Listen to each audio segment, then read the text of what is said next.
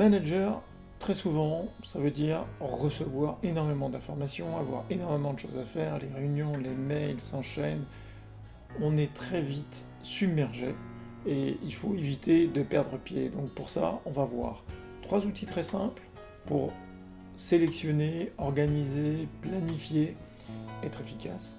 Et puis dans une prochaine vidéo, on va voir quelle attitude adopter pour vraiment être performant et gérer sans perdre pied. Une tâche, accomplir une tâche, c'est du temps, c'est de l'énergie. Donc ce qui est très important pour commencer, c'est de hiérarchiser toutes les tâches qu'on a à accomplir. Hiérarchiser, ça veut dire organiser, voir ce qui est important et ce qui ne l'est pas. Et pour ça, on a ce qu'on appelle la matrice d'Eisenhower. Alors c'est un mot compliqué, matrice, en fait matrice c'est que 4 cases, donc c'est pas si compliqué que ça, on se rassure. Et Eisenhower, c'est quelqu'un qui est connu pour être le 34e président des États-Unis, mais surtout c'est le général en chef qui a supervisé le débarquement allié en 1944, donc c'est quelqu'un qui vraiment, en termes d'organisation, de stress, savait faire, savait gérer, et il s'en est très bien sorti.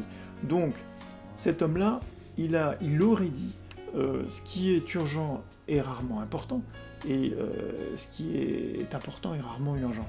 Et à partir de cette citation, donc on a construit cette matrice, et cette matrice, donc c'est 4 cases qu'on va analyser rapidement. Alors comment elle se constitue? La première case en haut à gauche, c'est ce qui est urgent et important. Là, c'est très clair. À gauche, en bas, c'est ce qui est urgent mais pas important. On peut déléguer. Ce qui est à droite, en haut, c'est ce qui est important mais pas urgent. À ce moment-là, planifier. Et ce qui est en bas, à droite, pas important, pas urgent, c'est le bas de la pile, c'est vraiment ce qu'on va regarder en dernier, qu'on va classer facilement. Donc on a classé les tâches qu'on a à accomplir, il s'agit de les traiter de manière efficace et de voir comment agir sur des sujets. Pour ça, on est aidé par une loi qui s'appelle la loi de Pareto. La loi de Pareto, c'est un outil qui est dérivé des mathématiques, de la théorie des probabilités. Donc c'est très utilisé dans le domaine de la qualité par exemple, que ça montre la fréquence de l'occurrence de certains incidents et donc la façon dont on peut les traiter de manière efficace. Et ce qu'elle montre, c'est que en traitant 20% des causes, on a 80% des effets.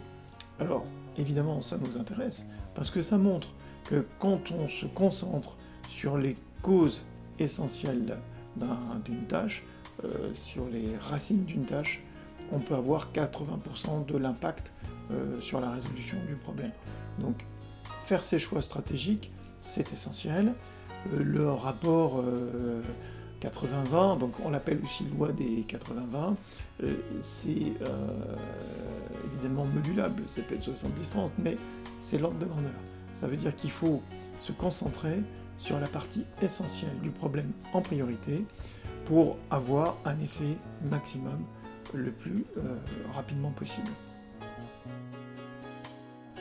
Alors on a hiérarchisé les sujets, on a analysé chacun d'entre eux pour savoir de quelle manière le traiter. Reste maintenant à planifier le travail. Tout le monde sait, tout le monde se dit, voilà, depuis que je suis étudiant, je sais comment planifier mon travail, je sais faire.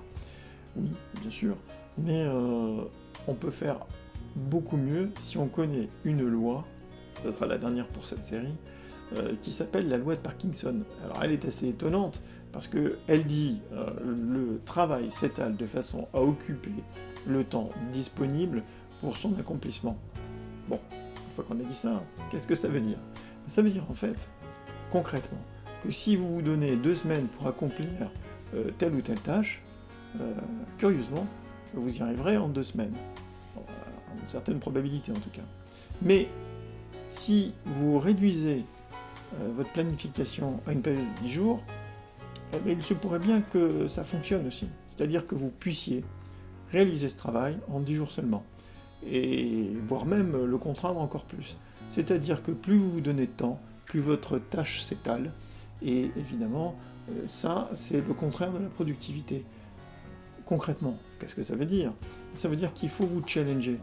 Il faut vous challenger de manière à tendre un petit peu votre planning, de manière réalisable évidemment. Dans l'exemple que je prenais, une semaine, c'est peut-être trop court. Donc soyez exigeants, fixez-vous des limites et qui soient contraignantes, un peu challenging, pour pouvoir être efficace. Avec ces trois outils, la matrice d'Eisenhower, la loi des 80-20, la loi de Parkinson, vous avez les outils essentiels qui vous permettent de gérer efficacement un emploi du temps. Une prochaine vidéo va vous permettre de voir que votre comportement influe aussi de manière importante sur l'efficacité que vous pouvez avoir pour gérer votre emploi du temps, votre planning, votre to-do list de manière la plus efficace possible. En d'autres termes, vous verrez comment ne pas vous laisser déborder par les tâches que vous avez à accomplir.